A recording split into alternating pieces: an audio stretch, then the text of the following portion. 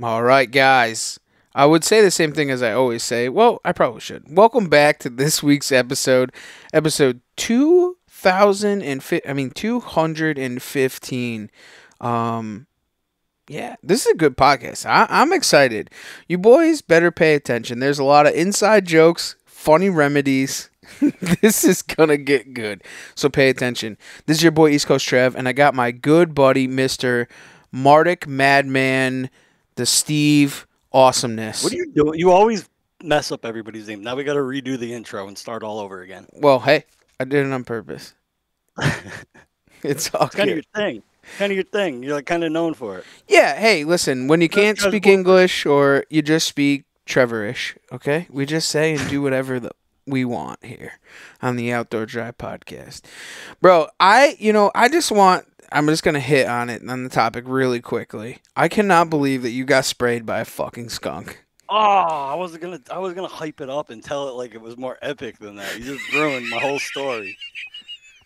Well, But I just didn't want to yeah. miss out on it, so I figured we'd touch Oh, base on it first things first. yeah. I'm just jealous because I've never been sprayed by a skunk, so like I want to hear about this.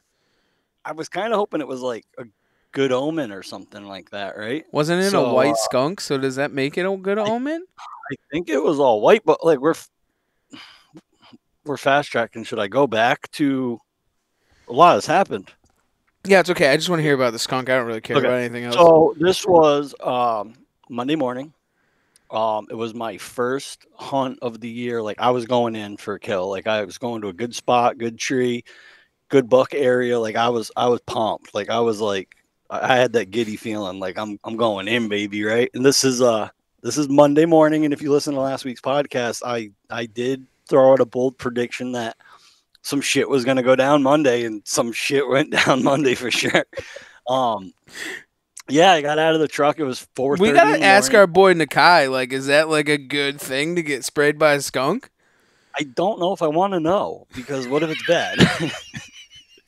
I'm asking so, him. anyways, it's 4:30 in the morning. I leave the truck. I'm not maybe 100 yards from the truck. I'm walking this field edge in, and no headlamp or anything. I'm just walking in the moonlight, and I remember the thought crossing my head, thinking like I don't remember a rock being there, right? And then as soon as I thought that, the rock started scurrying away, and in the moonlight, it looked all white.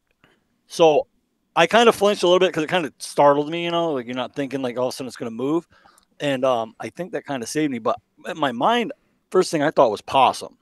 And if you know anything about me, like I've danced with some possums in my day. Like I'm Mm. always having encounters with possums. Right? I got some crazy possum stories. Those for another day. But as I turned and he scurried off, I caught the aroma, and I'm like, I thought some of the homies from high school were like hiding in the bushes or something. Like, right? I'm like, yo, is that you, Cap? Like, what are you doing, homie? But no, it was a skunk, and I was like, shit. Um, so then it was Columbus Day. So what do? You just got sprayed by a skunk. It's 4:30 in the morning. You're 100 yards from the truck, and I'm like, you know what? There's a good chance Christopher Columbus got sprayed by a skunk when he discovered America. You think he got back on the ship and went home?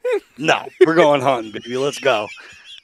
So yeah, I continued to the tree stand or to my tree because I had the latitude saddle and everything. So went in, got to my tree, hung, and I just smelt like skunk all morning. That's it, dude. We're Good cover, coming. I guess. That's what I'm saying. We're coming out with the Madman cover scent, dude. It's been on the market for a while. I don't know if people actually really use it, and I've always looked at cover scent like the deer's just going to smell skunk and human, Right. right? Like still gonna pick the human scent out of it. But yeah, so I got to sit there till 10 in the morning, just smelling skunk. So morning hunt did not pan out like I had hoped for. Had one doe at 15 yards, Mm-hmm. and that was it. But then I came home, I stripped down on the deck everything but my base layers. Went in the house and my base layers, took my base layers off, and then went about my business or whatever. And then I don't know, a couple hours later, I went back in the bedroom and it smelled like I just smoked a fatty in the bedroom. So it went through my Durham pants and got my base layers and finally pinpointed it. He got me on my right leg. So when I saw him and I kind of turned, he hit me on that right side. So now my base layers smell like skunk, my Durham pants smell like skunk, and my boots smell like skunk. And I cannot get it out. Do you think that it played a role in the deer that you shot this week? It happened after though. Oh man, I thought it happened I shot before. I shot the deer Saturday night. I shot a doe Saturday night, Oh. and then I'm sorry, Sunday night. I shot the deer Sunday night, and then Monday morning I got sprayed by the skunk. Mm. I got skunked. Wow. So if anybody knows how to get skunk smell out of your hunting clothes, Well, this hook is a the brother tough up. part. This is the tough part about it, and we can talk about this real quick because I think it's good to talk about. Like, if anybody knows how to get skunk out while using a cold wash, Right. because the So hunting garments that we wear are required to have a cold wash. right, certain ones like if you read all the tags, like some of them, Right. call for cold wash, line dry. Some of them you can Right. tumble dry and all that stuff. So I always cold wash all my hunting clothes, anyways. With scent free. So, like I was saying, and we had talked about it today, was the whole Arm& and Hammer baking soda or Mm, whatever, and Borax. and Bacon. borax. Yeah. And those two together are phenomenal scent away, scent free laundry detergent to begin with. That's what I normally use anyways. But I hope that it works for you. I think that would be my entry to that would be that's what I would do just to try it and Mm. see what it'll do. So I ran it through on like how I would normally wash it, right? Cold Right, wash, line dry. Still smells a little bit. I did a little Googling, and a lot of it was mentioned hot wash, but right, like I said, some of the garments from Huntworth call for a cold wash. So I reached out to Huntworth this morning and basically told them like, hey, I wash all my clothes per the directions on the garment. Um, what would happen if I hot washed them? And she basically said, she told me why it doesn't recommend a hot wash, but she said, go ahead and run it through on a hot wash, see if it helps and keep me posted. So I haven't had a chance to run it through on the hot wash yet. yeah, But the biggest thing is like, it doesn't bother me that they smell like skunk because it's faint now. It's not, I don't right. think I got a full blast. I think you might have had bad aim or something because I think you just kind of grazed Well, they me. don't have good eyesight anyways. So Well, they must see not because shadows. They see you let me shadows. get to like 5 feet. I almost stepped on them. They see But shadows and movement close, like quick, fast movement close. plus I had the disruption on, man. He probably really didn't see me coming. You You know what I mean? you disrupted his life, dude. I Yeah, you think know what's you funny? scared the shit out of him more than he scared the shit out of you. When I came out that morning, it was daylight, obviously, and I was like on that field edge where I had my encounter, Yeah, and I could see where he'd been grubbing, like he was grubbing all morning, and he had that field edge all tore up. that's why. That's super cool, though. But what's crazy is I'm sitting in the tree stand just thinking about like all morning. I can't believe I got sprayed by a skunk, right? It's wild to me that like how has it not happened before? For one, like as much time I You don't spent hear in the about woods, it. various seasons too, right? Like spring turkey season, shed hunting, Yeah. scouting, like all year you're in the woods putting on miles. Never, I don't even really see skunks. You don't even really smell them in the woods Well, you have to remember often. too, the times of the year that we're in the woods are normally like they're like not hibernation, but they're like lackadaisical times of the year, right? Where they're like, In what, like shed season, I would think. yeah, What about turkey February, season? March. Yeah, I guess turkey April, May. season. And that I have a lot of encounters with possums. April, May. Oh, they're the best. They're my Yeah. favorite. You ever hear them Dangerous. spit? They kind of make a spit sound in They the chick. hiss. You think They make some turkey? weird Yeah. noises that animals I, should I not make. I hate possums. They're just a bigger rat, if you ask me. Yeah, they are. But I They're had that cool. one almost run up my leg turkey season a They're couple years good. ago. They're good little pets, dude. Everybody loves them. I'm not a fan. Okay. Well, Not a whatever. fan.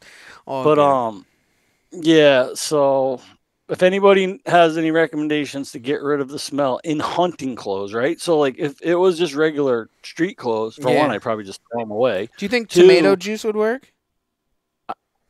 maybe. I mean They that's use it the on the that's the myth, dogs. right? but it's my hunting clothes, right? Like if it So was now it regular smells clothes, like I would tomatoes. I would just throw them in the wash with Gain or whatever, Yeah. some Snuggies, and not care. But like I'm trying to do it scent free, keep whatever. So Whatever you're using to get it off, now you got to get that off. So now you have right, exactly. double-edged sword in there. Yeah, that's crazy, dude.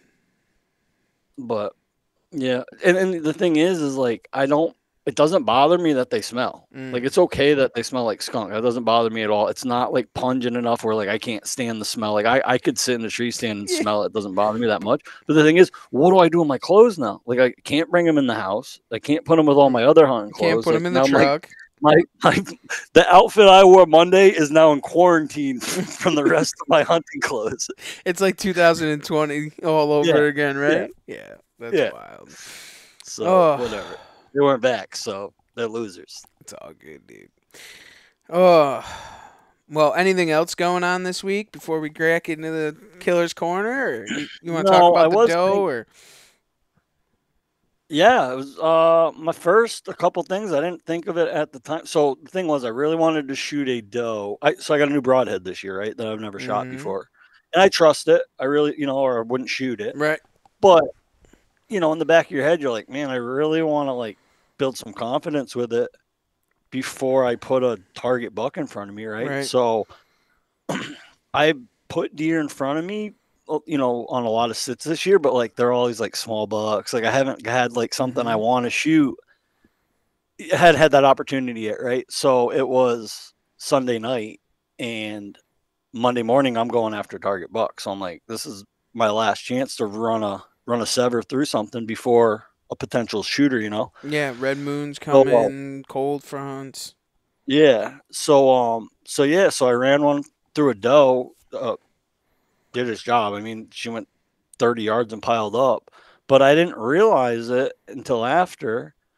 It was my first kill from the Latitude saddle, right? And it was my first self film kill. I have not killed while running a main camera yet. That's good. So pop that cherry, son. That's what I'm talking about, dude. That's You awesome. know?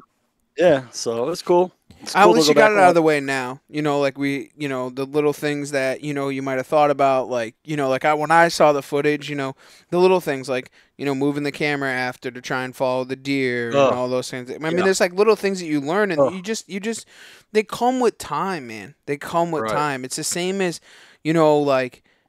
like talking on the podcast, right? Like the big things like at first you're nervous, right? And then you slowly progressively grow yourself up. And it's the same with talking about doing reviews and videos and interviews and stuff on the camera. Like it comes with time, bro. Like everybody's It, fresh, everybody's new, it like just learning it's it. it it's really cool because like what's the saying you always say, like to get good at killing deer you have to kill deer, Yeah. right? I'm fortunate, like growing up I hunted a lot of good dirt. I had crop damage as a kid. Mhm. Like I used to stack the body count up. Like I got some Shoot, numbers under my belt, we would right? shoot more deer in one season than most people shoot in a lifetime.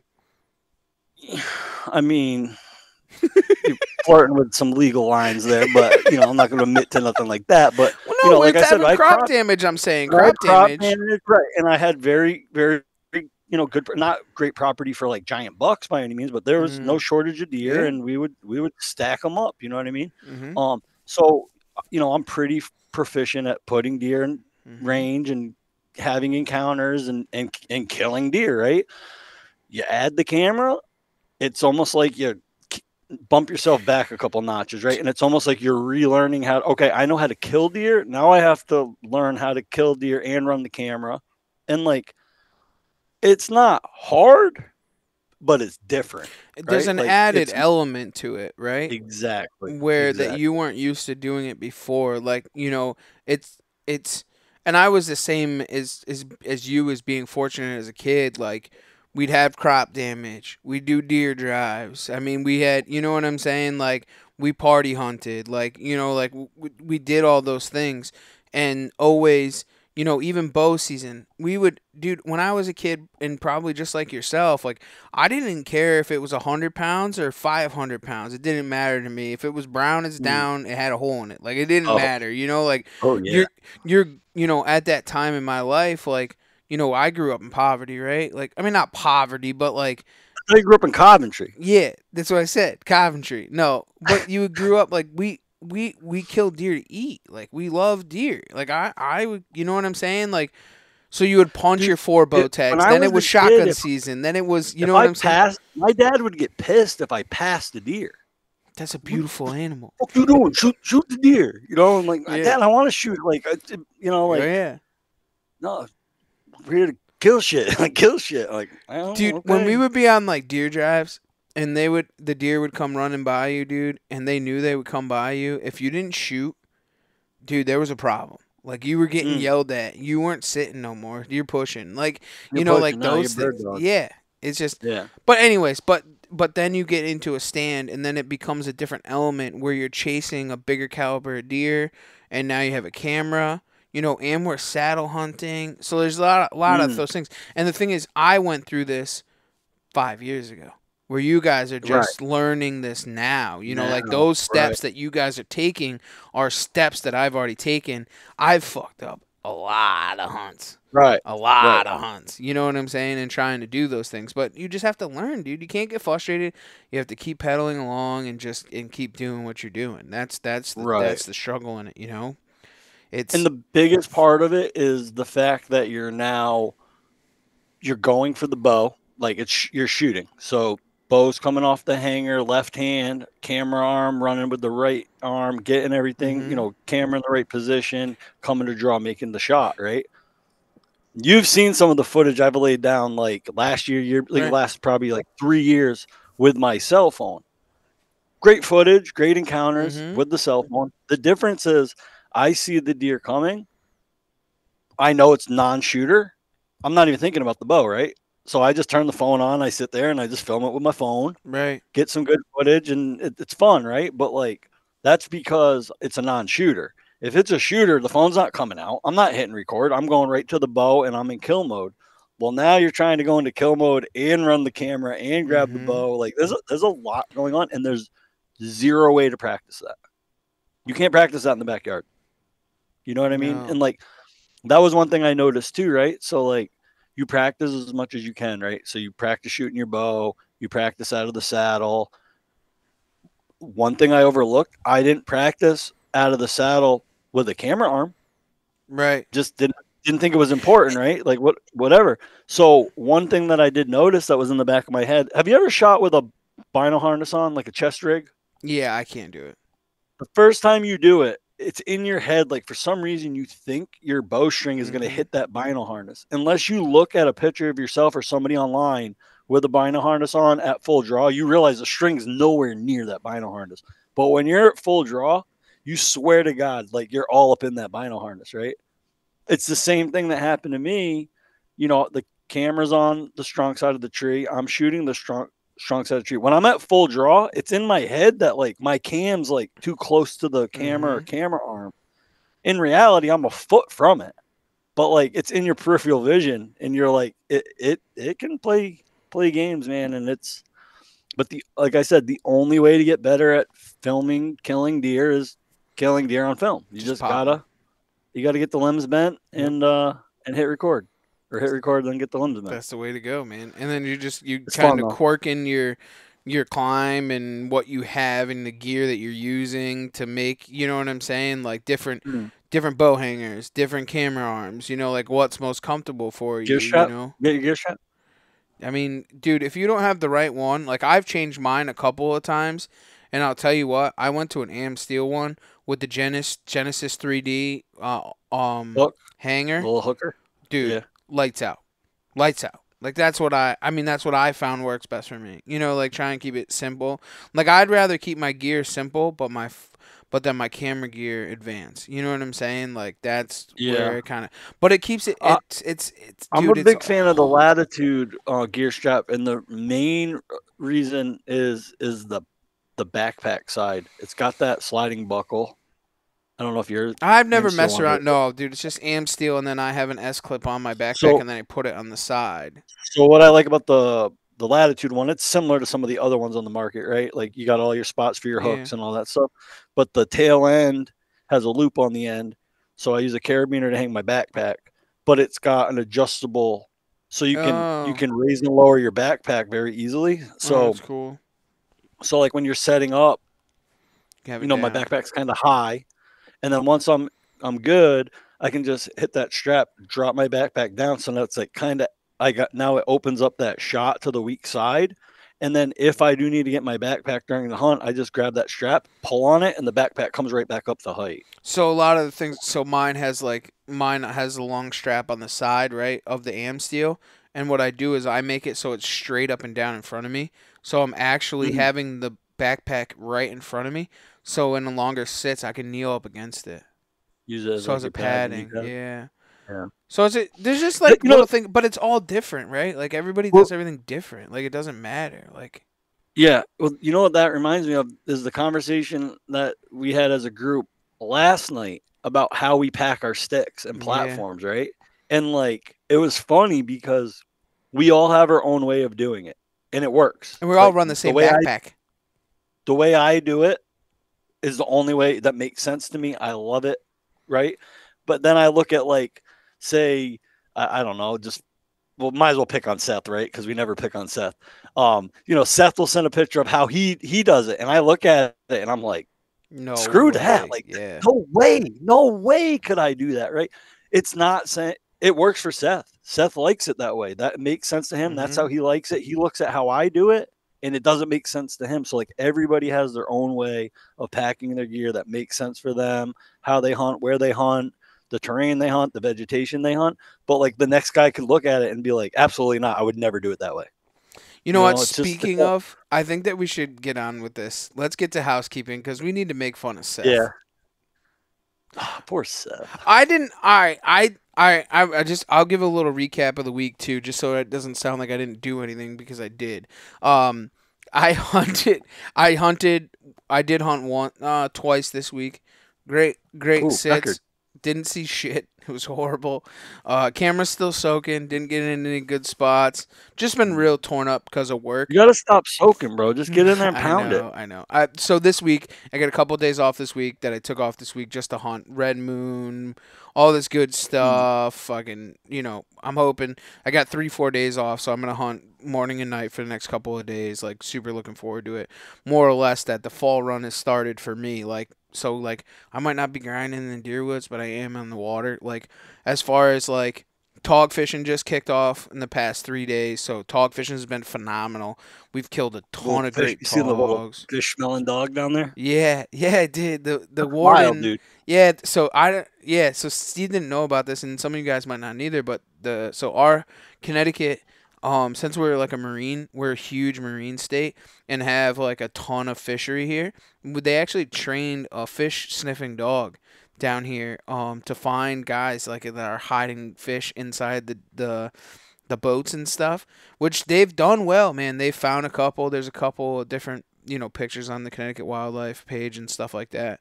Um, so that's kind of cool, and got to see those guys down at the dock. But the fishing's been great. The fall runs full fledged peanut bunker, albies, stripers, bluefish. Sea bass fishing's phenomenal. Tog fishing's been absolutely great, and in the more shallower, between like 15 and 20 feet. I did fish about 35 feet. Got a couple of bigger fish, but it was a little bit slower on the tog in the deeper water. But those sea bass are still stacked up in some of those things, and as the season progresses here in November, we'll end up losing the sea bass, but it'll be more togs in the deeper water. Seeing a lot of people out. But it's been super good. Like, yeah, I'm super super pumped to the fall run, but I'm more or less thinking about whitetails at this point. Um, it's it's kind of cool. We actually did, and I'll touch on this real quick because I don't think I touched on this in the last week's podcast. So we caught a fish this week or last week. It actually had a geo tracker on it. Oh It yeah, had you like tell me this. that. It had like a little black geo tracker, and it's pretty cool because it goes in the in the top of the fish there on. I'm having a Dorsal fin. yeah, the dorsal fin. There you go. Thanks. So I'm not even a fisherman, and I so knew that. yeah, I What was well. up? I'm trying to think ahead. So it's through the dorsal fin, and then it goes behind the dorsal fin. So it's like got like two Deer have dorsal connects, fin. huh? Deer have dorsal fins. Yeah, bet they have It's from a movie. dolphins. Never mind. It's a Oh, movie reference. sorry. Yeah. So so they have this geo tracker, and it goes in on the dorsal fin and then behind the dorsal fin, so that it can tell tail beats, right? And the reason they do that is they actually perfected. They actually did a test. They put them on 150 fish in the winter fishery in the Housatonic River. And what they did was they caught them rod and reel. And what the study was for um after being hooked and caught, what was Mhm. the living Survival rate? rate. Yeah, the survival rate of it. So only one fish is ever out of 150 fish that had died after that. So one out of Wait, but 150 when did they do this? Like currently, like right now? last winter. Didn't the Connecticut DEP or somebody come out with some information and they were blaming release on like a heavy kill rate? That they weren't they saying a lot of the fish that were getting released were dying? Yeah, I don't. So when it was with the striped bass, they were saying that, but they were saying when they were trying to get rid of the sea bass, I mean the striped bass the striped bass regulations. They were saying that there was a kill from fishermen. I guess like in their studies or whatever. Mm. That was one of the things that recreational fishermen are killing fish and blah blah blah. Well, Connecticut DEEP did a test in the Housatonic to see how many would die, and only one died out of 150. So I actually Mm. called to report this tag, and I You're gonna be talked on to the Fox News again? biologist. No, well, so I talked to the biologist, and he was actually the same one that was in with that stingray. It was the same picture of that dude. Oh yeah.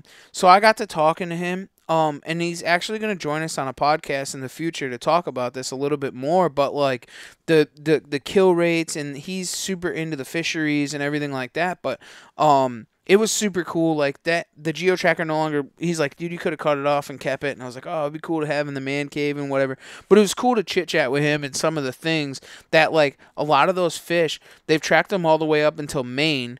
This was the first one ever caught in the Connecticut River from that catch. Some of them are back in the river again. They're gonna put out the transponders and see if they can pick some of them up again to see if they're still alive. But it told a lot about it, like tail beats. One of the things that they were telling me is that those schools of fish, all move together. So it'd be thousands and thousands of fish, and they would all the geo trackers would move at all the same time, like the whole river of fish. That those fish are all throughout the whole Dine River. It was School. just The whole cool. So school. it was something a little bit different, and it was cool to talk to him about it. And I think that we're gonna have him on the podcast in the future to just kind of talk about some of the fisheries related things and the draggers and the stuff that's here local for Mm. us, so the guys can kind of learn a little bit about it. That's But pretty cool. yeah, so there's a lot going on in the water now. I mean, it's pretty cool. So get on out there and fish. Get a little surf and turf going, dude. That's what I'm saying. I That's what know. I I need want. some. I need some blackfish. I'm gonna work in the morning and then I'm gonna go hunting. So we'll see what happens. I need a little surf and Sweet. turf. I've This been week's doing the looking good. I surf. think we have a red moon coming this week. No, later in the week. There's the 13th, 14th, 15th, I think is what it was, or Uh, 15th, 16th, 17th. We were saying. it is I know it's next week. Tuesday, seven, Wednesday, Thursday. 17, 18, 19, 20, Yeah. 21. So Tuesday, Wednesday, Thursday. Friday, Saturday. Yeah. The whole Rain week. again Saturday. It's looking Yeah, I like. know. Surprise, Sucks. surprise. But there'll be good Hope days so. to get out there. A lot of good movement. A lot of big deer dying and stuff like that. Actually, speaking of that, why don't you get on with the Killer's Corner, bro? Oh, Killer's Corner. Josh Brower with his first bluefin. Beautiful fish. I was supposed to go get some tuna from him, but I got sidetracked. Just like And then what was the other one? Kaysen Carpenter. Case and Carpenter. Smack some wood ducks on Youth Day. Cool. Congrats, guys. Keep it going, guys. If you guys haven't already, get on over to the Outdoor Drive group page. Add them on there for the Killer's Corner to get shout outed every single week here on the Outdoor Drive. Also, new videos as always on the YouTube. Make sure to hit the like, subscribe button. And then, not as always, but please go and check out our sponsors. We'll start off with our first and presented by our title sponsor, the huntworthgear.com. Go and check those guys out for get more for less with Huntworth. Now it's time to look into Elkins and possibly Heat Boost. The temperatures are changing. Now it's time to go and check those guys out. Nor'easter Game Calls, nor'eastergamecalls.com. Get your grunt tubes. The rut is around the corner. We have some new stuff from those guys. Mark is in the shop working on some good stuff for the Is upcoming. it a skunk call? Yeah, it's the skunk. What about a skunk deterrent? What would make the skunk go away? You can like clear him out on your way in. Don't fucking step on him, Steve. It's not that hard, bro. I'm like a ninja. I know, like a Just sneak ninja. in there. You didn't know I was He coming. didn't even know you were coming. Latitude Outdoors, latitudeoutdoors.com. Use promo code OutdoorDrive on that one. Save yourself a couple of bucks. That's actually a pretty good promo code. And also still working on the rope. Crap, I screwed that one up. Rope upgrade. Yeah, rope upgrade. So use promo code Outdoor Drive or rope upgrade if you're upgrading your ropes, your 10 millimeter ropes. There is a good sale still going on with those. And also Huntworth Gear is running a 20% sale, the rut sale. So you guys, there is a promo code out there for that with Huntworth Gear. Last but not least, Bowhunters United, bowhuntersunited.com. Get on over to Bowhunters United. It is a free subscription on Bowhunters United. Always great to go and check those guys out. They got some really good stuff going on, and we're excited to say that we will be Shout out seeing Amy. them. She just came back from a bear hunt. Yeah, no, I did not. Amy from Bowhunters United. Wow. Did she get one? Yeah. I don't think so, but I think her father and somebody else got one. Cool. They're in Manitoba. Great. Can't wait They'll to have see to get those her guys on. in St. Louis this year. So, well, Baloo. all right. Let's get on over with the show. I feel like this episode should come with some kind of warning. Well, lose on. And the warning is, I think, let the best man win. Tomorrow morning, both of the boys are going to put their... We might be one One the Outdoor short. Drive crew might go.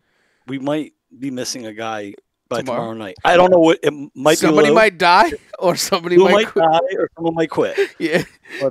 But I haven't re-listened to this episode yet, but I feel like there's a lot of inside jokes, and some of the listeners might not know why we're laughing as hard as we're laughing. But bear with us because it's a very good episode. Like It is. good They're good stories, stuff, yeah, good for sure. knowledge.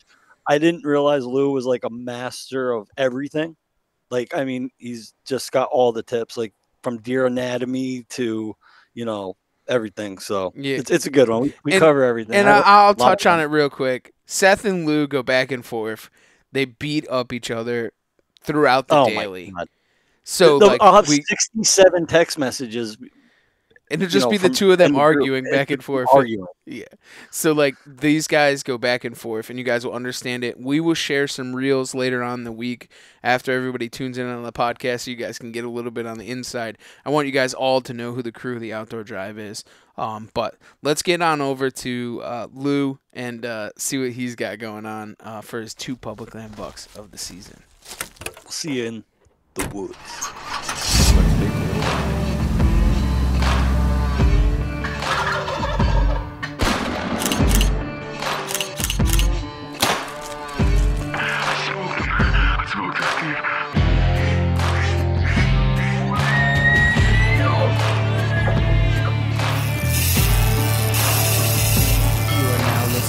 The Outdoor Drive Podcast. All right, we're back on the... Oh, my God. Where is Lou? Jesus Is he really Christ. here? Already? What in the world is going on here?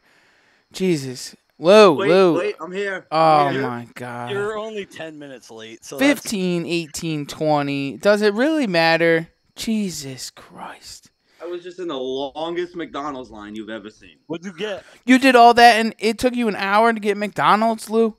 Well, I had to go to Wendy's for my wife because she wanted Wendy's, and my kids wanted McDonald's. See, this is typical Lou crap. Where is Lou? This is just the typical stuff that we have to deal with. I got important questions here. First of all, your wife did not happen to get a salad from Wendy's, right? No. Oh, okay. No, she likes the Dave single. Even Lou's wife knows not to get a salad from Wendy's. All right. Well, hey, listen, we all have... That's what I remember. Yeah, turkey season. Don't eat the salad from Wendy's during turkey season. That's just the rules, regulations. Trev had to use the toilet paper I gave him to put in his vest and the toilet paper I had in my vest. Yep. Well, just don't ever eat the salad from Wendy's. Always get the nuggies. Oh, I guess nuggies are always safe, right? Like always the nuggies. Always the nuggies. Mustard or sweet and sour. Sweet and sour. All right, off the trains we go. Here we go. Let's reel it back in real quick. Let's turn this key. Hey, everybody. Lou, tell us who you are, where you're from, and I don't even know what you do, but just tell somebody something. So I'm Lou Ferreira. I'm from small town Rhode Island, and I like to film my hunts. No, I like hunting. You're supposed to say you're part of the outdoor drive, like that's. Yeah, yes, obviously that's a given. Part of one of the main producers of the outdoor drive, I guess you could say. The only producer of the outdoor drive. Video producer. You do some stuff too. Yeah, I guess so. Dude, you had an absolutely epic start to the season. I mean, I know we're just like a week in or 2 weeks in, but like 2 bucks down. I know they were small bucks, but they were bucks. It's good. Like, hey, everyone's got to shoot a 2-year-old every once in a while. I mean, this happens. Jesus. Dude, play us through it, man. Let's start it from the beginning. Kind of like, just start us off with your preseason and how you came about finding these deer and how you went about executing the deer, because that one stand was obviously a red-hot stand. So kick us off with, other than, the bad parts, but. Yeah.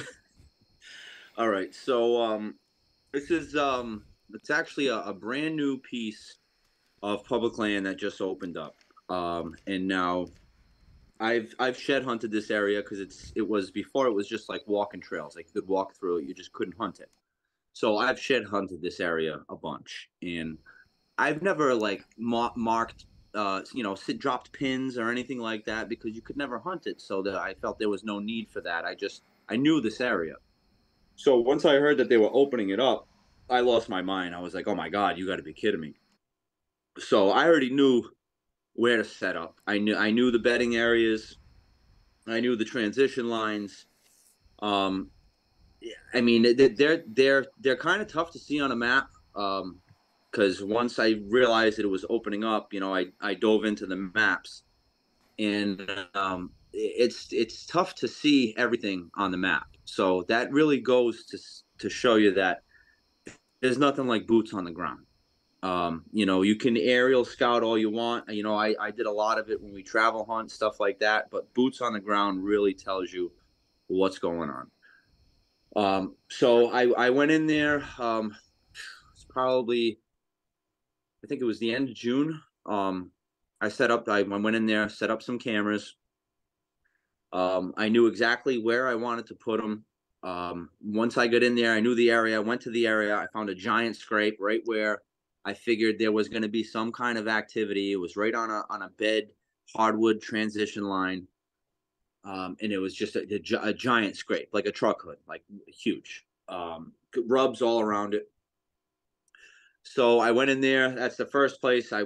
First place within 100 yards. I walked right by it. I'm like, yep, camera's going here. So I put my cell cam there, and then I kept walking to a few different areas that I knew were the same type of situation, where it was, bed to hardwood type transition lines. So I set up a few more cameras, and then I let them soak. I let those were regular cameras. I let those soak for about a month. And now the first day on my cell camera, I put it on a scrape. My dog was running all around this scrape. My dog actually pissed in the scrape. I pissed in the scrape myself. And I think it was about 3 hours after I set the camera up, I had 4 different bucks on camera, all hitting the same scrape. Now there was a few leaves on it, but I opened it up. I grabbed a stick and just wiped all the leaves off, pissed in the scrape, and walked away. And within a couple of hours, there was bucks on it, and I was like, "Oh my God, you got to be kidding me!" And I'm like, "This is like it's exactly how I thought it was going to go." So I put those cameras. I let the other one soak for a month.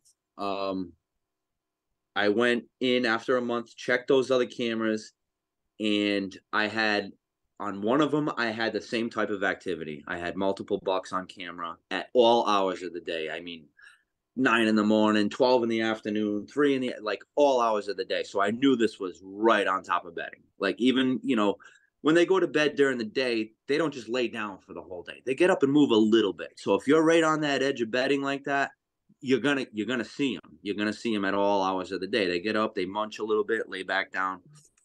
So and then my other camera, which was in like a funnel, like a crazy, crazy funnel. I had like 3 or 4 does and like 100 coyotes. No bucks. No bucks on that funnel. Terrain funnel? Yes. Yep. Exactly. So it actually there's a chain linked fence that runs into this property that's just it's old. It's been there it's all rusted. It's been there for a while. And it's about it's like a 6-foot fence. So they're not really jumping that. I mean they could if they wanted to, but they're not jumping that fence. So they have to, and then on the other side, maybe about 40 yards away, is thick briar bedding, like thick, like you can't walk through it. You'd have to be a deer. You'd have to bound over these briar patches to get through it. So in the middle of this chain link fence and that briar patch is just like open hardwoods right down the middle. And now there's old rubs in there. I didn't find any scrapes in there. So I set a camera in there and I'm like, I'm going to catch, this is one of the only ways to get through this area. Whatever's walking through here, I'm going to get on camera.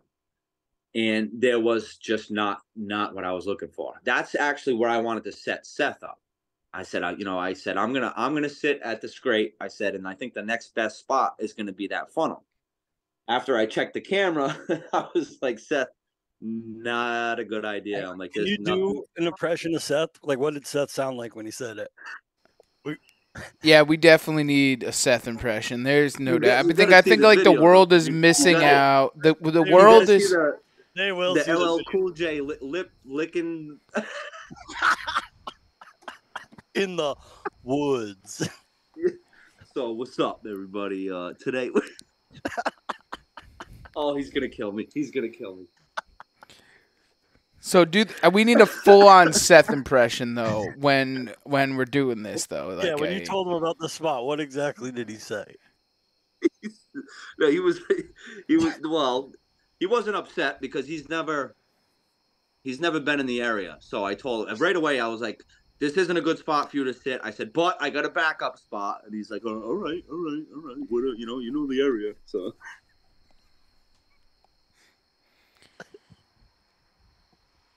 Stop it. Stop it. Oh my God, he's going to get pissed at me.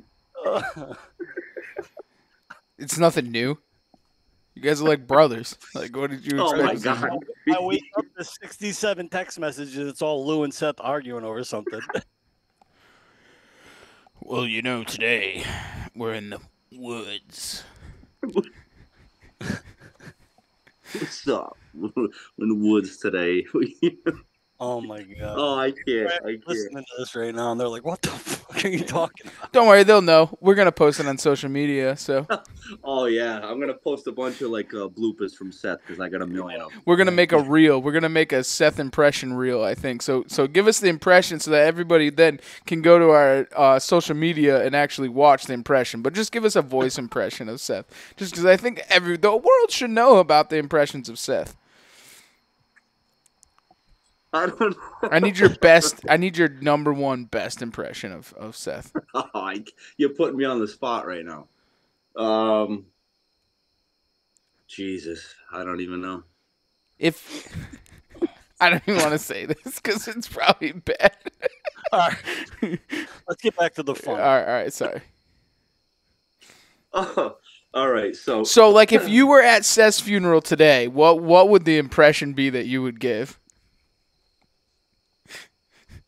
Horrible. I know what I would do. I would put an outdoor drive hat on his casket. Do that. Take a. Oh my God! Oh. He's gonna with a bow hunt mass hat.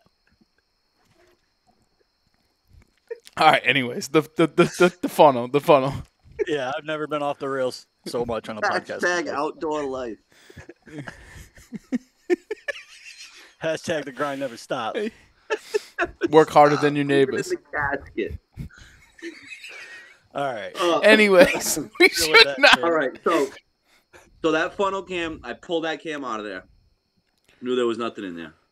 Got that thing right out, and then so now, probably maybe a month and a half to 2 months. I think this was like mid-August. I had a guy walk by my camera, and then about 4 hours later, this kid I know texts me, and he says, "Hey, is that your camera down over there?" And I said, "Yeah, I already know what you're talking about." I said, "Yes, that's my camera." I said, "Was that you who walked by earlier?" And he's like, "Yeah, that was me." He's like, "Just to let you know, I got stands. I set up stands, like maybe 40 yards northeast, and then another one southwest." And I'm like, "So you basically just set up stands all around my camera?" And he's like, "Well, I didn't see the camera, so." And I'm like, "Okay." I'm like, "All right, whatever." I'm like, "So now I know." This kind of helps me out now because I know where people are, and I know they don't hunt like I hunt. These guys, they, I don't want to sound cocky, but I know what I'm doing, and I know they really don't know what they're doing. So I'm like, all right, perfect. That means I'm not hunting that area. I'm not. Right. I'm not even going in that. And as soon as he walked by my camera, after he set up all these stands, that cell camera went dead for like a month, like literally just squirrels for a month. And I'm like, this kid just blew all the deer out of this area. So now my other camera, which was probably about 300 yards east of that camera, stayed hot. Nobody was around there. I checked the area. I looked everywhere for stands, cameras, nothing. Nobody was in that area. And I'm like, perfect. I'm like, this is where I'm going to hunt. So I left my cell camera up at that scrape where this kid set up around just to see, because I know that's the buck's bed in that area. So I left it up there to see what was going to happen, if anything came back or what. So I think the season opened on a Monday. No, it was a Friday. It's a Friday. Yes, the season opened on a Friday. So it was the Friday before was my last card pull. I said, this is the last time I'm going in here. I'm going to pull cards. And that camera where I set up a stand, which was about 300 yards east of my cell camera, had bucks still at all hours of the day. And I'm like, so I pulled the card, looked at it. I had my stand and sticks with me. And I'm like, this is exactly what I wanted to see. Perfect. Now this camera was on a scrape. So I set up in a tree. I set up my sticks. Did you put anything in there other than pissing on it, or was it just all natural to whatever that was? Scrape, I only pissed in the camera that was the scrape that was at my cell cam. This scrape, I did not piss in. I just set a camera up and walked away. Was it already open when you set the camera? Yep. Okay. It was already open, and I didn't touch it. I did not touch it. I didn't walk in it. I didn't piss in it. Nothing. And my dog might have walked through it a few times. I don't think he pissed in it, but it's weird how dogs do that. Like they know, like it's crazy. Coyotes are the same way. Go right to a scrape, smell it, and piss right in it. And I'm like, what? Coyotes How are does he know that? the coyotes are the same way. Do you ever have you obviously have videos on scrapes, and you watch and a pack of coyotes will come in and roll around in the scrape. I've had it. I have some killer footage of it actually. And they go in it. They just know they want to smell like the deer, the pneumonia in it, and they just roll around in it. So they know it is. Yeah, it's almost like a cover scent for them. Like they know what they're smart. They know what they're doing. They're hiding their scent. Seth's a big scent guy. I heard what he does is he rolls in the scrape to get the cover scent on him before he gets in the stand. He didn't tell you that? You see him today with the No. But poor Seth. It's not bash on Seth Day. And he's spraying the cover scent right on his toes. I said, this big scent guy who uses ozonics and all this stuff, he's got flip-flops on, and he's spraying his toes with the cover. Anyways, poor Seth. Poor Seth. We're gonna have to do a rebuttal podcast so that he can save his face, right? I can hear him already. He's gonna at the first thing he's gonna call me and he'd be like, what the heck, dude? It's gonna be 5 a.m. He's gonna be driving to work, listening to episode 150 or 215, and he's gonna be like, "What in the world are they doing?" Yeah, he's gonna be blowing me up, and I'm not gonna answer because I don't wake up till 6. So This is Seth from the Outdoor Drive podcast. Today we're in the woods. Oh my god. oh shoot. Yeah. Anyway, All right, So cover scent on the toes. No. Yeah, so the scrape, Oh, so I didn't touch that scrape. Scrape was already open. You didn't piss in it. You didn't touch it. You just put the camera up. Let it soak. Yep. How come Steve's the one that's keeping us on track here? That's my job. Week before last card pull, plenty of bucks on it. Now in this area, there's 3 shooters. There's a funky looking buck where he's got a typical 4 points on one side, and then on the other side it's just like a mass, like a 8-inch base with just 4 random points sticking out. Is that deer still alive? I actually just got him on camera last night. I haven't seen him in over a month, and he came by the camera last night, and I was like, "Oh my god!" So I'm tagged out. So I got to get Seth on this deer. You always said now. Yeah, yeah. Well, if he would just sit my goddamn stand, yeah, that's he would be golden. Well, we'll get to that point after, but yeah. So there's that buck. There's a 9-pointer, a thick framed 9-pointer, and big tall, wide 8-pointer, like a beautifully. He's like pencil horn. He's thin horns, but he's wide and he's tall, which is, I mean, I'd be more than happy to take any one of those on public land. Now I know this area is getting heavily pressured. Like there's multiple cars in the parking lot at all times. People parking on the sides of the roads. It's just. Everybody knows that this place opened up. Is it everyone that uses it? Is it just hunting pressure, or is it? It's hunters and antis. Yeah. Yeah, the anti-hunters. Let's break into that real quick because there's a big thing, and I didn't realize the relevance of this whole entire land. And those towns were opening up these properties, and the antis were so against it, and still are to this day, so against these properties being opened up in these overpopulated areas. Yep. Yeah. Oh, yeah. There's a Facebook page for the town, and people were losing their minds. And a lot of people were on the page saying, when it opens, we're going to be walking through with air horns, blasting, yelling. And I'm like, perfect. I'm like, I just screenshot what you said. And then as soon as that happens, I'll call DEM and get you guys arrested for hunter harassment. I said, because you can't do that. I said I would do it after. It'd be like a big organized deer drive. Well, that's another thing, and I'm like, that's what somebody else wrote in the group. They're like, "Oh, perfect! You're just gonna push all the deer around, and we'll be shooting everything." I was like, "Oh god!" I mean, it was a shit show. It was an absolute shit show. But did you have any problems with the antis in this whole entire thing? Never seen one. Okay. Never seen one. Didn't see one person. Now, in the last week, I've had a lot of people walk by my cameras. They don't look like they're not hunting. They don't have camo on. They wear orange hats, but they're walking by my cameras that are not in areas where it's easy to get to. So I'm like these people are obviously looking for something. So maybe because there's 4 spots that opened up, so maybe they just didn't hit the spot I was hunting yet. Because after a week, I was out of there. I was tagged out, done. I'm out of the woods. So, and then it was 2 weeks into the season where I started seeing these people on camera, and I'm like, here we go, here it starts. That's crazy. So, all right. So yeah. So anyway, the last card pull was a week before the season. Plenty of bucks on camera. Stay out of there. Now, that last week before the season opens, I started to get some bucks back on my cell camera.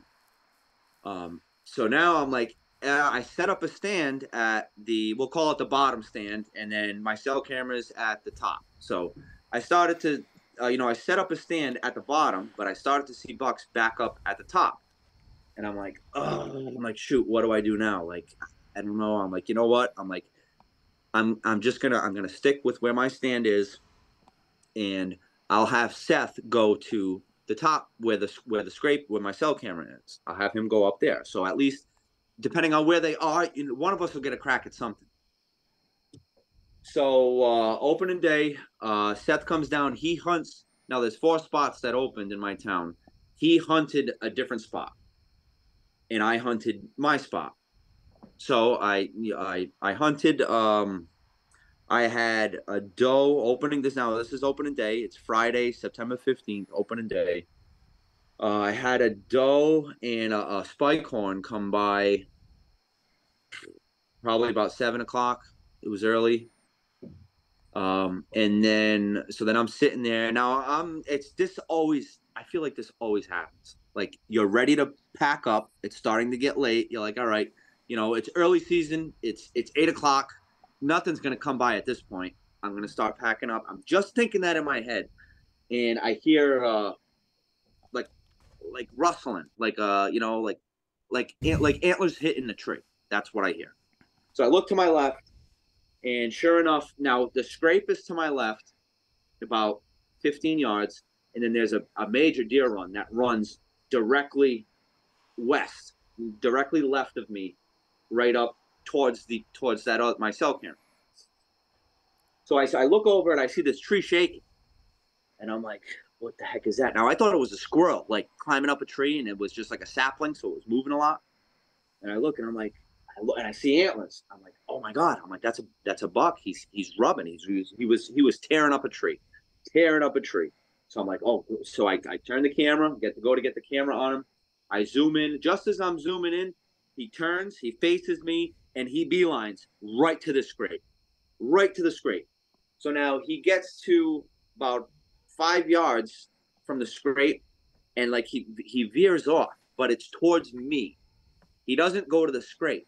He just like kind of cuts straight, and he gets to there's a fallen log right between me and him, and it's the fallen log is basically 5 feet from this scrape. So he gets to the fallen log, and he stops, and he puts his head up. He sniffs a little bit, and I'm like, now he's on my ground scent. He is right where I walked in, and I'm like, oh my god. I'm like, he's gonna smell me. He's gonna smell me. So now I'm getting ready. So I draw back. I get the camera on him. I draw back, and now his head's down, so I have no shot, and he's facing me.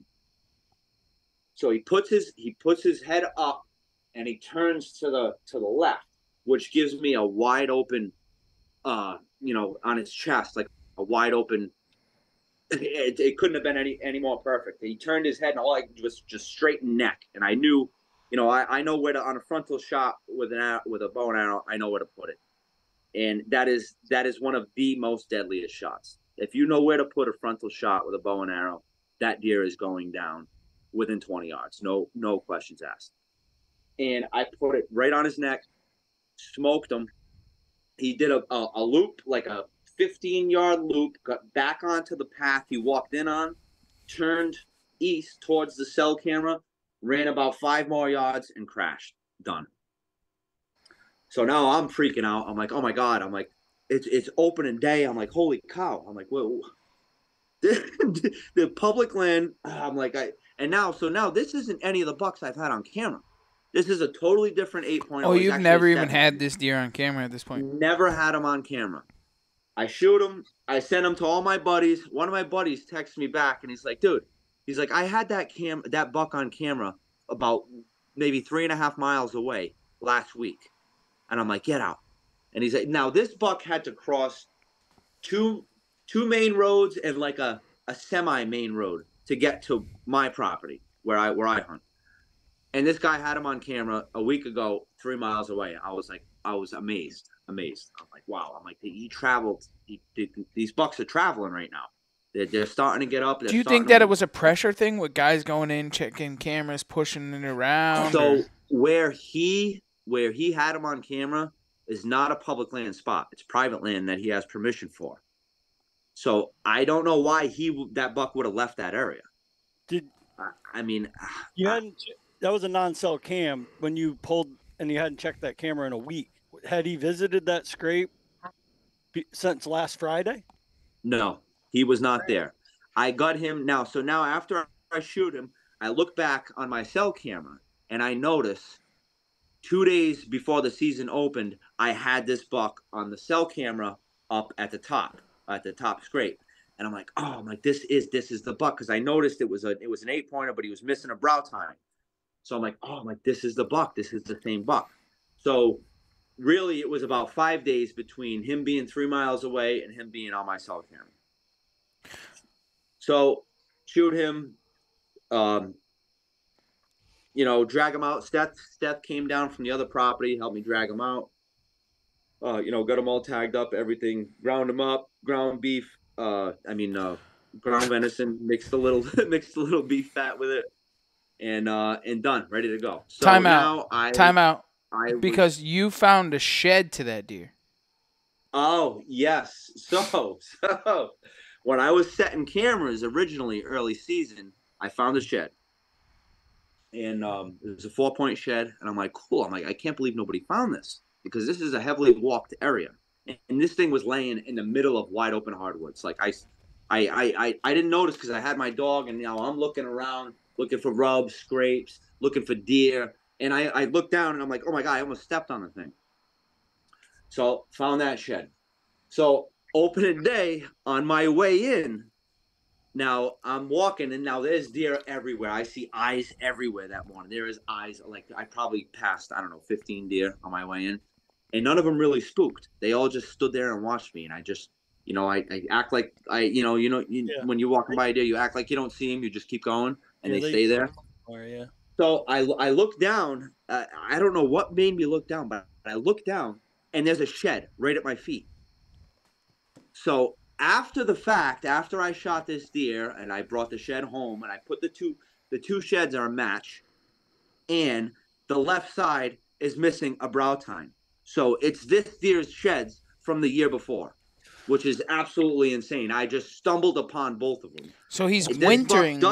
Yeah. So I got questions. He didn't summer there. He just moved in, so he must winter there. Your buddy 3 miles away, all his pictures were in velvet. He never got them hardhorn. Nope. Yeah. All So velvet. Sounds to me like he summered on him, and it was just that late summer, early fall transition, and he was just coming back home to where he normally is and ends the year. He normally is in the fall. Yeah. Exactly. So, all right. So that one's down. Now, Steph punts this area a few more times throughout that opening week. I can't get out. I got work. I got in kids, the woods, sport, this, that. Jesus Christ. Today we're in the woods. So he hunts a few times. He saw. So there's a basket rack 8-pointer. There's a 6-pointer. There's a few different deer in this area, and he saw all of them. He saw all of them multiple times. Nothing worth shooting. So he just. I think we need a T-shirt. He's bouncing around in the woods. In the woods. We gotta make that. God. In the woods with just SB underneath. No, we need like the chin drop, the eyebrow thing, like the whole nine. You know what I'm saying? Yeah. LL Seth J. Anyways, go ahead. So he saw all these deer, but nothing was a shooter. So he saw all these deer. Nothing worth shooting. Now everything busts him. So now I'm a big wind guy. I don't spray scent killer. I don't do none of that shit. My hunting clothes is sitting right behind me as I'm smoking a cigarette. I smoke cigarettes in the stand. You gotta bad thing, guys. Please don't smoke cigarettes. It's a bad thing. I'm trying to quit. Don't do it. But anyways, that's my time to relax. So I'm gonna smoke a cigarette in the stand if I want to. So I almost think it helps sometimes, like as a cover scent, because it doesn't smell like a human. It smells like smoke. So it covers me a little bit. I think, but well, I don't know. That's a topic for another day. So now he's getting busted left and right. Everything's looking up at him. And I told him it's because he moves too much. He's always on his phone, and then by the time he looks up, they're too close, and they see that movement. Or that, or it's an Abercrombie and Fitch cologne. Yeah. I use Axe. I spray myself with Axe before I walk. You got to wear the same deodorant Um, as the neighbor down the road. Don't you know that? Yes, that was I was just listening to that. I'm like, that is so funny. I'm like, because that's I feel like that's true. That when you're hunting in a suburban urban area like that, match the hatch, right? You got to wear Match degree. Degree. It was degree, right? Wasn't it degree? Yeah. With Yep. No, he used degree, but the other guy was using Old Spice or something, so Oh, that's that's why what it he is. got Yeah. he got busted. Yeah. or Wedish switch to Snuggies. Yeah. So This is what everybody uses around here. I'll use the bounce. The Bounce. Do you- Bounce, son. Do you like do you pull up local like Walmart's sale numbers to Top see what sales they and use the price. most? Yeah. You know See- what? I'll be honest with you. You know what I've been using lately? I'm nose jammer deodorant. Yeah. I don't use the spray, the nose jammer spray or anything No. like that. They have deodorant? They have Yeah. a deodorant. It's like a vanilla flavor Yeah. Yeah. and or scent, whatever you want to call it. And I started using it because, like, especially when I go on vacation in November, and I use the soap too in the shower, and it's vanilla scented nose jammer body soap. Because when I go on vacation in November, I'm literally not using scented soap for a month straight, and like some of that non-scented, it's dry and nasty. Dude. So- It like dries you Yeah. out. So Yeah, it's it's not good for It's the funny that skin, you yeah. say that. So Can I finish? oh yeah, go ahead. No, I I'm don't just really gonna actually say real care. quick. No, I get sick of using that shitty non-scented soap, the hunting soap and the hunting deodorant. It's so dry. So I tried the nose jammer and it feels in like real soap. It's got a little hint of vanilla. And I started using that. Now the spray that everyone uses for No. nose jammer, like in the stand, I don't use that shit. But the Oh my god, I used that one time, and that Yeah, was yeah, the yeah. worst decision I ever made.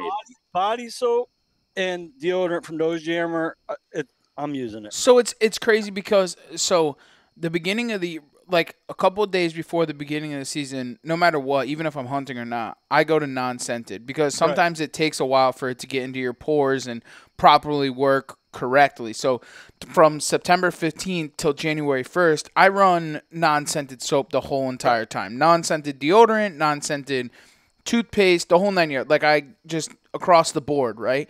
But like you're saying, I mean, I have to get non-scented lotions, non-scent. You know what I'm saying? Because your hands get so dried, everything's so dried out, and it's kind of a pain in the ass. Yeah. But I did have a buddy, really good friend of mine, who guided out in Illinois, and those guys swear by nose jammer. Like they spray it on their boots when they walk in. They spray the bottom of their stand. One of the things that he said was, it works super well. It works super well for like deer from 0 to about 4.5 years old.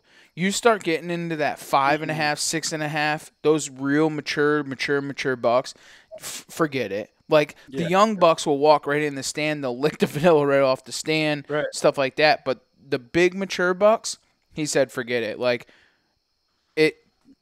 it's a tough differentiate, and a lot of times you run wind anyways. But Right. That's how I look at it. So if I've got vanilla flavored deodorant on and I use vanilla soap, if that deer gets in the position to smell that, he's already smelt me anyways. right, So even if say it is a 4 or 5-year-old buck, if he gets into that scent cone, hopefully he's in range, right?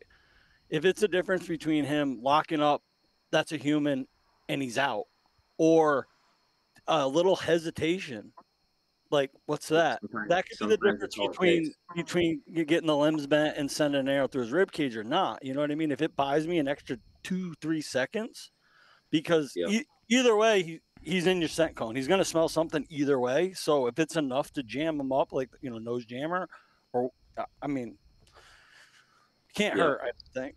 I used it one time in my Massachusetts spot, and I had the first deer that came in, got to my ground scent, smelt that, and bolted out of there like you wouldn't believe. Now I don't know.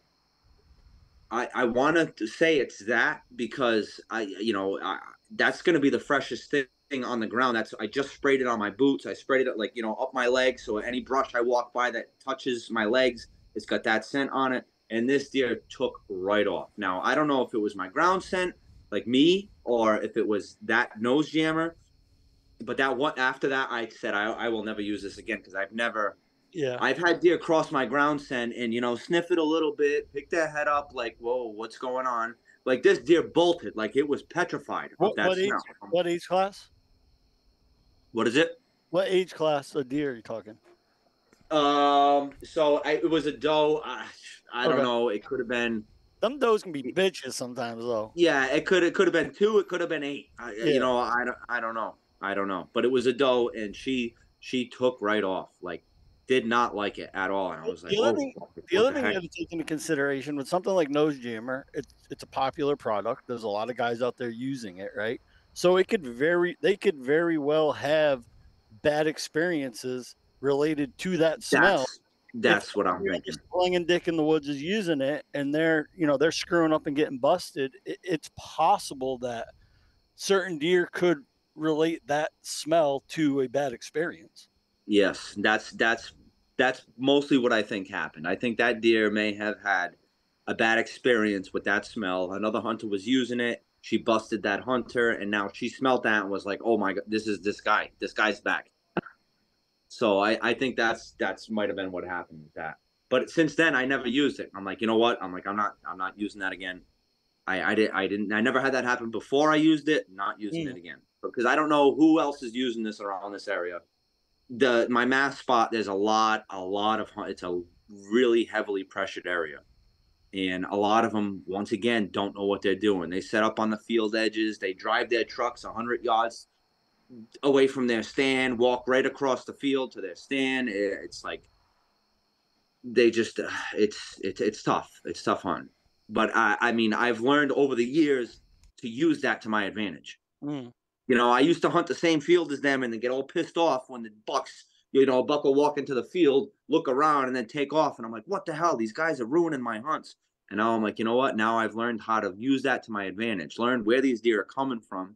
Get in front of these guys before these deer get to this field, especially early season. Because once, halfway through October, my main area where I hunt, the deer vacate the area. They take right off. They feel that pressure on the farms surrounding me, and they're nowhere to be found. They go deep into this swamp, half a mile away, and that's where they mostly all go. So anyway, so back to the story. Seth haunts the area a few times, doesn't see any shooters. Now, it's a week later. It's the following Friday. Me and Seth both worked the morning. We both worked the morning. We met up at the spot. It's probably like 3:00, 3:30, and we're both gonna hunt. So now I go back to the same stand that I shot this buck in. Now, once again, it's been a camera that I pulled the card on opening day, and I didn't put a new card back in it. So now I don't know what happened in that last week. Now, Seth went in there 2 or 3 times, and I told him, I said, that camera's there. It's good.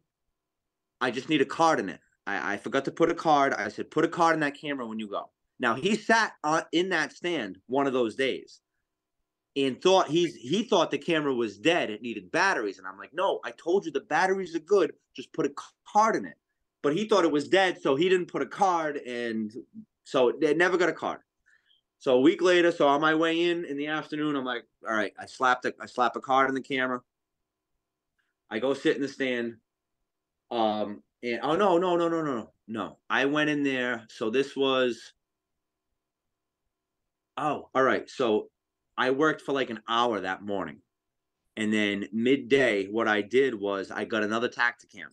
I bought another Tacticam at Tractor Supply.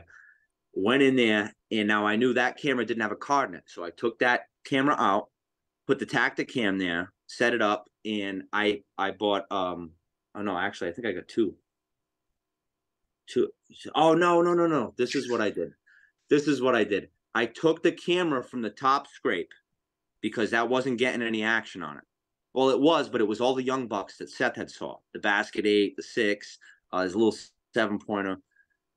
It was just them. There was no good bucks on that camera. So I'm like, all right, I put a regular camera there, took that cell cam, put it at my stand, and then I bought a new Tacticam and put that way probably 400 or 500 yards to the south in like this tight run going into a swamp. I put it right there. So now this was like Friday, like midday. So now I get out of there. I go like in, I go in, like set the cam, go right back out. I wasn't walking around. I wasn't, all around the area. I just strictly stayed on the walking path and just cut in, grab the cam, put a cam, cut out. Same thing with the top, went in, grabbed the cam, switched them, came back out. So I'm not getting my scent all over the place. But now, these deer, this is a very small area. It's surrounded by neighborhoods. They smell humans all day long. They smell cut grass, people cutting grass, kids getting on the bus. They're used to humans. And now this area has never been hunted, so they don't really know what hunters are. They don't feel threatened by humans, I should say. Humans have never been a threat to them. It's the coyotes that they got to look out for. Like I've shed hunting in this area. I've walked by deer 5 yards from me, and they just sit there and watch me. And as long, like if I stop and look at them, then they'll take off. But if I don't, like you look out of the corner of your eye and just keep walking, they don't move. So I'm like, all right, I just got to get in and out here. So that's what I did. So me and Seth meet there in the afternoon, like 3:00. We go in. I go right to my stand that I have set up already, and he goes towards the top scrape. And he sets up, he's probably like, he made his own mock scrape, maybe like 100 yards off of that scrape. So we're sitting there, and now it's, I get in the stand, I set everything up. First thing I always do is pull my bow up.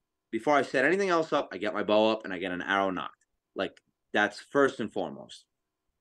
So I get that set up, and now I put my camera arm on. I get the Lone Wolf camera arm, so it's like a nice easy mobile setup because I didn't know where I was going to go, if I was going to go there or go on the saddle or what. So I'm like, I'm just going to go here because Seth took forever to get there. He was late, so we were late, and I'm like, you know what? I'm going to the stand that's already there. Oh. Usually I'm the one who's late, but this day he was late.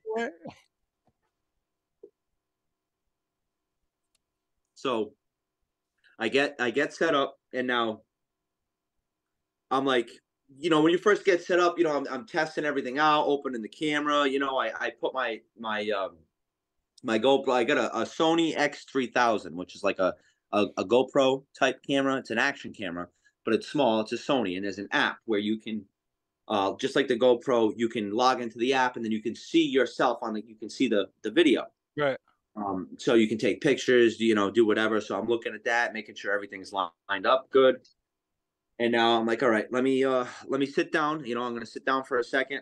Now, this whole time, I never untied my bowstring. That's a key point to this story.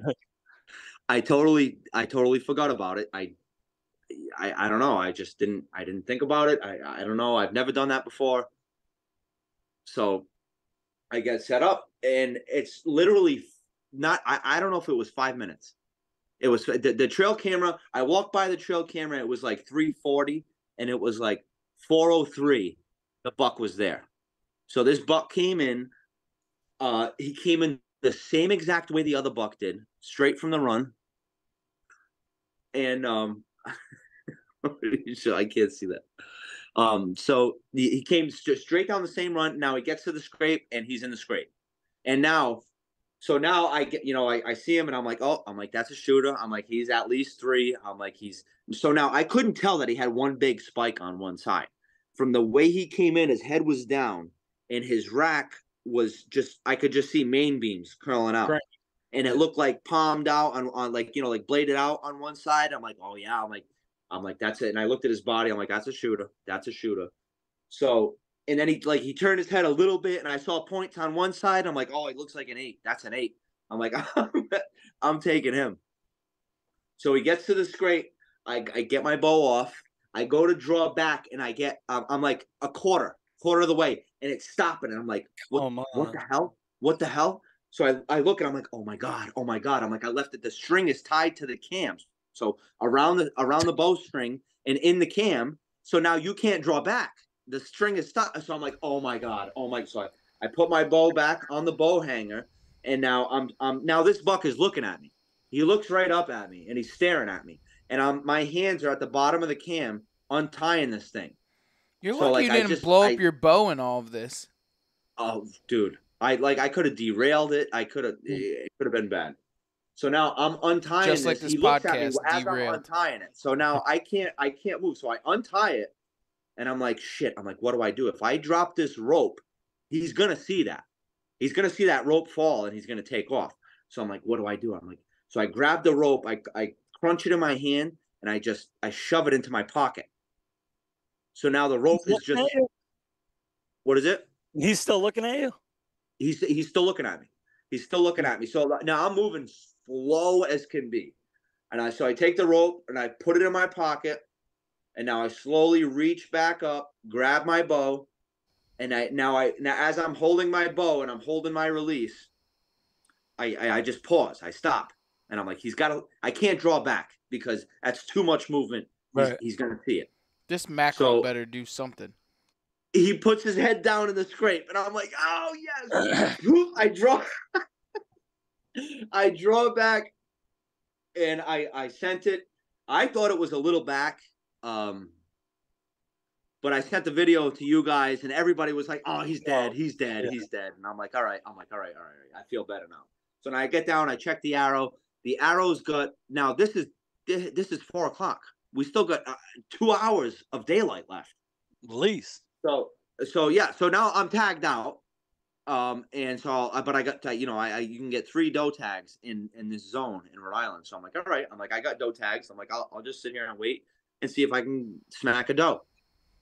So, but I'm like, you know what? I'm like, let me go down because now it's killing me. Now it's killing me because I'm like, I thought I hit him back. I'm like, I have to check that arrow. I have to check it. I don't care what you guys say. I have to check that arrow. So I get down. I go to the arrow. It's covered in blood.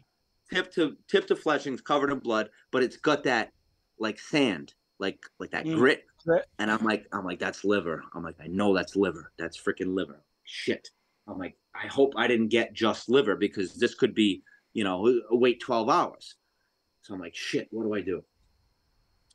So I get now everybody's like, Seth's like, dude, that deer is dead. Justin was like, he's dead. You guys both were like, that's a dead deer. And I'm like, all right. So I get back up in the stand. Now I'm watching the shot over and over on the camera. I'm slow motion, reverse play. And I'm like, yeah, it looks like double lung. It's got to be at least the back of the lungs. So we get down. I follow the blood. The blood goes all the way out to the walking path, which was perfect because that's what me and Seth were going to meet. So I stay there. I wait. I'm like, all right, I'm going to wait. I said, because, I want somebody else with me here. If I start getting too excited, whatever, it's always better to have a cool-headed guy in front. So we get to the path, and I'm like, all right, he went this way. I'm like, while I was waiting for you, I walked like 10 yards past the path and saw good blood. So I'm like, but I'm not going anymore. So I waited for Seth. We go. I'm like, now my headlamp sucks. I always steal Seth's because his a good. But he ended up stealing it back from me, so I had a shitty one. So I'm like, I need his light. I'm like, I can't track anymore without his light. So he gets there. He's got a nice bright flashlight. I'm like, perfect. I'm like, all right. Grab the camera. I'm like, wait, I'm gonna start following the blood. So I start following the blood, and it's good blood. All of a sudden, like this, like a what tree. What did Seth say when he got to you? He's like, oh, this deer's dead. And he's like, oh, first thing he said was, I can smell your cigarette from 100 yards away. This guy, ozonics. I'm like, well, the deer didn't, so. Mackerel. Unbelievable. He's like, you messed up my hunt with your cigarettes. I'm like, yeah, okay. All right.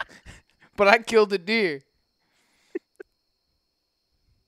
So we're following the blood. Woods. Now, this blood is it almost looked like this thing like staggered like to the left, like right in front of a tree, because it made like a hard left for like 5 yards and then went straight again. And I'm like, this thing, he's struggling. So we're following it. It starts to die down a little bit, and I'm like, oh shit. I'm like, and now he's going through that funnel that I talked about. He's walking right into that funnel, and I'm like, shit. I'm like, if he gets into this briar patch, where this is going to be a long night, because you can't walk through this stuff. So we're going. He goes up this little incline, and he's heading right for this briar patch. And now I stop, and I see there's a big pile of I see a big pile of blood, and I'm like, shit. I'm like, he laid down right here, and we jumped him. I'm like, God damn it. I'm like, shit. So now I look at Seth, and Seth's just holding the camera, and he's like this, just cheesing at me. And I'm like, you see him, don't you? And he's like, he shakes his head, and he's like, yep. And I'm like, oh, I turn around, I put the flashlight up in the air, and I'm like, boom. I'm like, there he is. I'm like, son. I'm like, you saw him the whole time. I'm over here stressing out, thinking this thing, we jumped him. He's out of his bed. He ran. He's like, and you're looking at him dead the whole time. And he's laughing. And I'm like, so I don't think because he was literally 5 yards from this blood pile. So I think there was no blood out of his mouth. No blood in his mouth at all. We opened up his mouth and looked, because I was like, where did this blood pile come from? So I think he stood there for a second. I think he stood there and was like, you know how when they stand there and they're getting ready to drop, they're feeling wheezy. And I think he was just pouring. I think he was just pouring blood into this one pile. And now it had started to coagulate, because you know how fast their blood coagulates. It's ridiculous. They have like the thickest blood ever. It's insane. And I think, like that, then he finally, took a few steps and waddled. Yeah, exactly. And fell over. So we find him. So now we are like 20 yards from somebody's backyard. And now we're still on public land, but these people are in their backyard having a fire. And I can hear the little kid in the backyard going, nice buck. Nice buck, because we're taking pictures so that we got flashlights on and stuff. And he's like, that's a good buck you got there. And I'm like, get out of here. I'm like, so I walk over there, and I'm like, hey, can you get like your parents, get your dad or something? I'm like, because if I can bring this deer right here, I said, it's a hell of a lot faster drag. It's 40 yards versus 500 yards back the other way. So he gets his dad. His dad comes over, and he's like, DM lives across the street. I don't think you can do that. I said, it's your land. I said, so if you give me permission to drag this deer through your land, I said, it's perfectly legal. I said, there's nothing wrong with it. I said, I shot him on public. I said, I just want to bring him through the side of your yard there. And he's like, all right. He's like, yeah, go ahead. You know what? Go ahead, do it. And I'm like, we can call the DM guy if you want, just to make sure everything's legit here. And he's like, no. He's like, I trust you. So come to find out, his daughter and my daughter are in the same class in school. So he's a fellow parent. It's a long story, but all right, we just made the whole entire connection of the town of never mind. But all the Portuguese guys that are over there in Rhode Island. Sounds like he's a commercial fisherman, because he had the big boat. They're all commercial fishermen. It's the state of Rhode Island. What do you mean? Everybody commercial fishes, bro. Come on, let's be real. They all rake the earth. Sounds like you got sweet access to there now. Yeah. I could go that way, but I'm tagged out now. So if Seth wants to get permission, go ahead. But so we drag him out that way, and now this deer I brought to a guy in Connecticut, and he did all snack sticks, jerky, and sausage with it. The whole entire deer, deer. I had him do a third snack sticks, a third jerky, and a third sausage. These snack sticks are unbelievable. I couldn't. They're just amazing. No, they don't know how to do that. You They're gotta be white Portuguese people. for that. Yeah. They're white people. They don't know how to make You white cerise. people don't know how to do that. Yeah. We just make Slim Jims. Yeah. They don't know how to make cerise. But yeah, this stuff is phenomenal. Cerise So sausage, cerise bacon, cerise so now, eggs, so listen to this. So now it's like cerise clams. 4 or 5 days later. Hey, do you cook And your now- clams underground or above ground? Under. Yeah. It depends what you're doing. If you're With doing a seaweed or clam without? boil, it goes With in the a pot. seaweed or without a seaweed? If you do a clam bake, it's in the ground Yeah, covered with seaweed. seaweed. That's Correct. a clam bake. It's the Where do only you way. get seaweed from? From the ocean. You just go and cultivate just- the sand for I seaweed? grow seaweed in my backyard. Yeah. Yo, and all joking aside, what up with the bread though? I need some bread, Lou. Oh, the pop six? I need some bread. You I need the sweet pop bread. six? I need the sweet bread. Sharice sweet Hass. bread. We need the Sharice sweet Hass. bread in the microwave with a little butter on it. Let's go. Oh my god, delicious. Oh. All right, so this is now. So that was the following Friday. So this is my second sit in the same stand. Boom, tagged out. Now this is the following, I think Tuesday or Wednesday. It was Wednesday. Now Seth, I told Seth, I said, you can sit my stand, or you could, obviously it's public land, you can go wherever you want. But if you want, you can sit my stand. It's already set up. So there's another couple buddies of mine who I've known since I was a kid. And one of them, I told him, I said, you can, I'm tagged out. If you want to sit my stand, I'll drop you a pin. I said, go sit my stand. So he calls me up Wednesday. Now, I already told him, go sit my stand. I gave him the pin, but he calls me anyway. Calls me Wednesday, and he's like, hey, listen, I know you said I could sit it. I said, but I just want to, make sure it's okay. And I said, absolutely, dude. Absolutely. I said, go sit my stand. I said, if you have any questions getting in there, I said, let me know. I said, there's a certain way to get in. I said, so I drew him the line of how to get in, because you got to go more east and then kind of J-hook back to it. So I sent him all that stuff. He goes in 5 o'clock. He calls me, and now I see his number calling. I'm like, no freaking way. No way right now. So I answer the phone. I said, what did you shoot? And he goes, dude, I just shot a good one. And I'm like, get out. He's like, yeah, good one. So now I go down, me and my other buddy meet him down there. It's the Big 8, who I hadn't seen since September 11th. A few days before the season, he disappeared. It wasn't on any of my cameras. The other guys who hunt, the guy that I was telling you about, set up stands all around me. He's got cameras everywhere. Nobody has seen this deer. This kid goes and sits it 5 days after I sat it. Another buck, big 8-pointer down. I'm like, this is unreal, right? This stand is out of control. So Seth sat that stand the day before. The day before he sat the stand. And I texted him, and I'm like, dude, Tony just shot the Big 8 out of my stand. And he's like, no, it figures. He's like, you guys are sabotaging me. Well, he had an encounter with a buck, though. No? Off that stand? He did, but it was last like, see, the whole half hour after sunset is that last 10 minutes of that, I can't see with my eye. Never mind looking through a peep sight. I think that's pretty dangerous. Unless you're on a field edge. On a field edge is a different story, because the light it's much lighter on a field edge. But if you're in the woods, those last 10 minutes of shooting light, I can't see. Never mind my camera. My camera is no good the whole last half hour. Right. Well, just because it's legal doesn't mean it's ethical, right? Exactly. I was sitting the other day in Mass, and I'm looking, and I'm like, I still got 10 minutes. I'm like, and I can't even see the ground right now. I'm like, this is.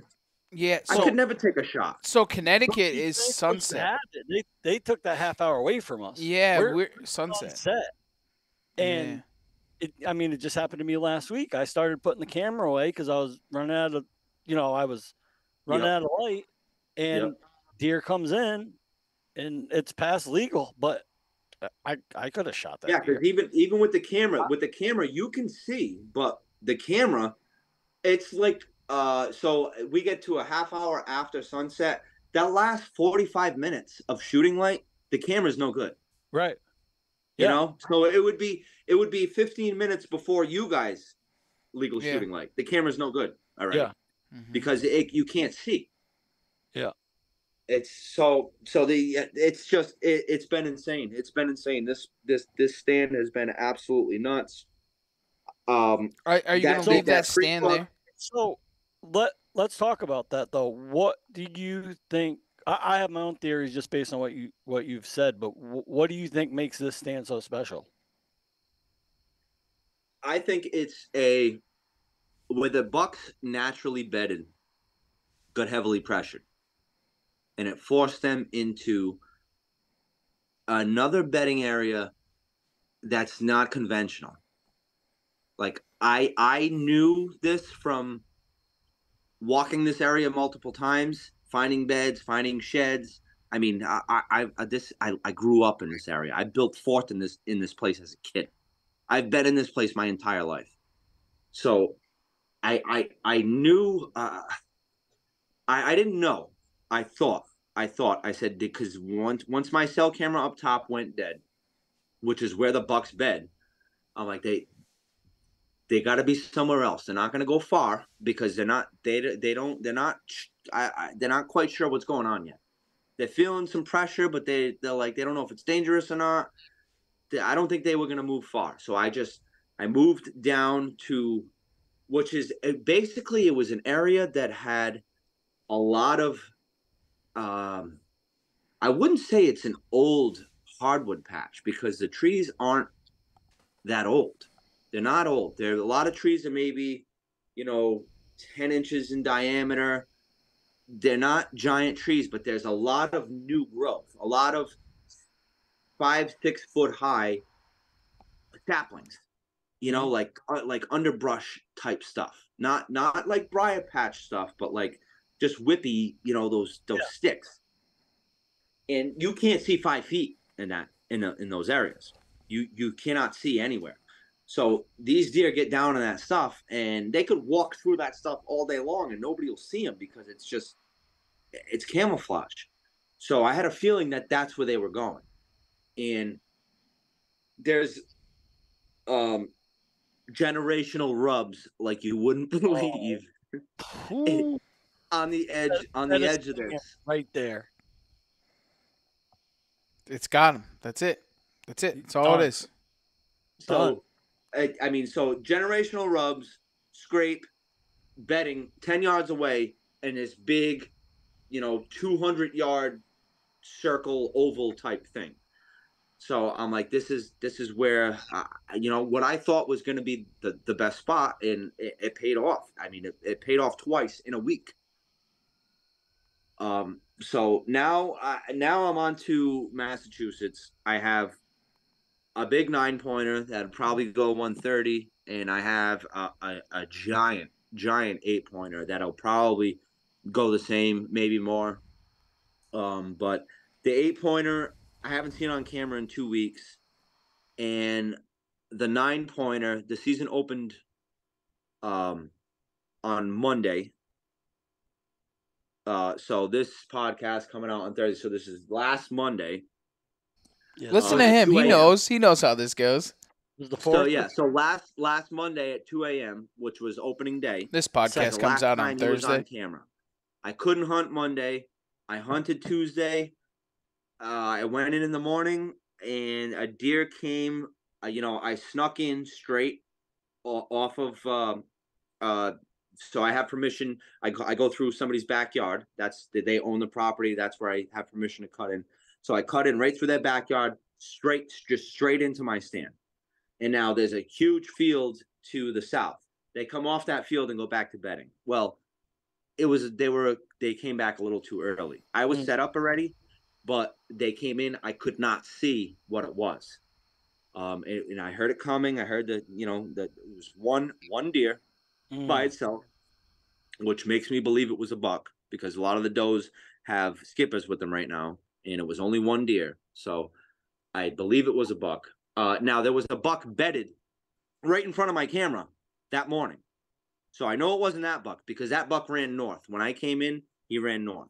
I literally got to about 10 yards from my stand before this buck finally took off. That's how quiet I was. I did it perfect. So I'm up in the stand and I hear this deer come in and it gets to my ground scent and it stops. It stops and I'm like, shit.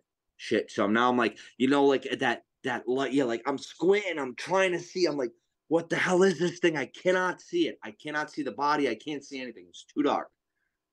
So it turns around and it goes right back the way it came, but doesn't spook, doesn't blow, doesn't run, just walks back off the other way. And I'm like, all right, perfect. Definitely sounds like a good buck. Yeah, That's exactly what they do. Right? Because if that was a doe, that bitch is gonna tell everybody. But those big bucks, they just she's turn blowing, around. she's stomping, Those big this bucks deer just turned around and was like, nope, walk this ain't for away. me. This ain't for me. So since then, now that deer, my camera was in front of me, and that deer never made it to the camera, so I don't know what this deer was. So the 9-pointer I have not seen since Monday at 2 a.m. That could have been him on Tuesday morning when I hunted. I hunted again Tuesday afternoon. I saw a doe and 2 skippers come by, and that was it. And then crazy thing. Last year, on opening week, I shot a nice 8-pointer, but I shot him high. I backstrapped him, which you guys will all see the video. We got that video coming out soon. I got that shot on film, and the following day, me having a mental breakdown, the whole 9. Everything's on video. So come on, you. That'll be coming out when soon. he shows up. So half hour after I left, the buck that I shot came back a week after I shot him high, but it was only at night. He was only at night since then. It knocked like straight nocturnal. Couldn't find him in daylight. I went everywhere. Could not find this buck in daylight. Only nocturnal. And then about end of October, he completely disappeared. And I'm like, all right, he must have got shot. Somebody killed him. So I haven't seen him since. So Tuesday, half hour after I get down, I'm home. My camera goes off. I look at my camera. It's that buck. Yeah, it's got to be him. His rack looked like it got a little bit smaller, but his body is unbelievable. Like he looks like a cow. He looks like a horse. Like he's got the butt. Like he's got this huge gut. And now I requested the video from Tacticam because I wanted to. I didn't get a good look at the rack in the picture. I'm like, I got to see what this thing is. I'm hoping he's turning his head in the picture in the video. So I look through the video. I'm looking at the rack and I'm like, yep. I'm like, that's definitely him. So now as he turns a certain way, you can see a black spot on his backstrap right where I shot him. So he's got the wound from where I shot him. I'm like, this is 100% the same deer I shot. I'm like, this is him. So I sent it to my buddy who's very familiar with the deer. And he's like, dude, he's like, yep. He's like, no question. That is the same deer. And he's like, why did his rack get smaller? I'm like, dude, that's what I said. I'm like, why does it look like his rack? Because of a wound. He's like, maybe his body is just so big now that his rack. It's from a wound.